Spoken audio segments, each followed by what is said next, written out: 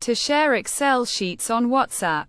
Start by downloading the Microsoft Excel app on your Android or iOS device, such as an iPhone or iPad.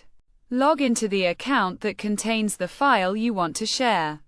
Then select the file by clicking on the three dots next to it.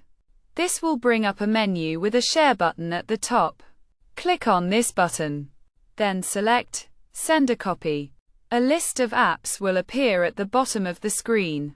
So scroll through until you find WhatsApp and click on it. You will then see a list of your conversations.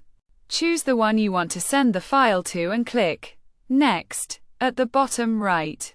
Finally, click the Send button at the bottom right to share the file.